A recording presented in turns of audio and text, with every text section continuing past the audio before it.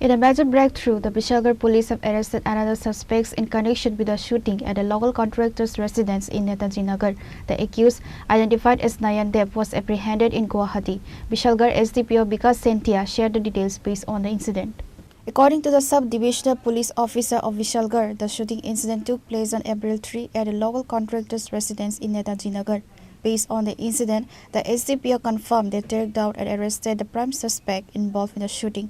The accused, identified as Nayan Deb, was apprehended in Guwahati. The police remain on high alert as the investigation continues into the broader criminal network. तो firing case हुआ था माधव साहब के घर पे, case number Vishalgarh case का 24 है। उसी में एक एक्यूज था नयन देव, जिसको हम लोगों ने एक लीड मिली थी, हमारी ओसी आईओ और सभी टीम इसमें कंटिन्यूसली जो भी एक्यूज है उनको तय करने की कोशिश कर रहे थे। तो एक लीड मिलने पे हम लोगों ने पता चला कि गुवाहाटी में है, तो तुरंत अपना एक टीम भेज करके इसको हम लोगों ने गुवाहाटी से अरेस्ट किया है और अभी इसको हम कोर्ट में प्रोड्यूस करते हैं। सर, रोनोवीर का क्या अपडेट है?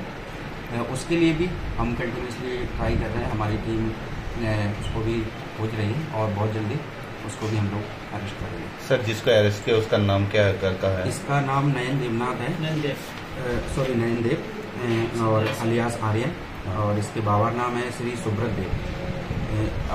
एज पर डॉक्यूमेंट इसका बाड़ी है इस सरदारपल्ली NCCPS के अंडर में, पर अभी प्रेजेंट टाइम पे ये सिद्धि आश्रम के पास में रह रहा है। जो रिपोर्टर और किसी एक समाज सेवी को फोन से धमकी दिया था वही आदमी? हाँ, वही है, वही आदमी है जो रिपोर्टर और मीडिया को धमकी दे रहा था बार बार, और जो ताना उड़ा देगा। हाँ, इस तरह की वीडियो डाल रहा था जिससे लोगों के अंदर थोड़ा वैसा माहौल था। उसी ये वही व्यक्ति है जिसको मैंने अरेस्ट किया। वो क्यों किया, ऐसा क्यों किया सर, कोई पता है?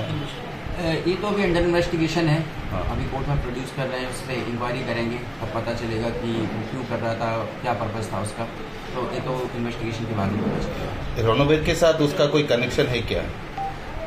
रणवीर के साथ कनेक्शन तो एक्चुअल कनेक्शन क्या है वो तो इन्वेस्टिगेशन के बाद पता चलेगा, पर ये उस केस में जो फायरिंग हुआ है ये उसी में शामिल था और ये उसने वहाँ पे जाके फायरिंग भी किया है।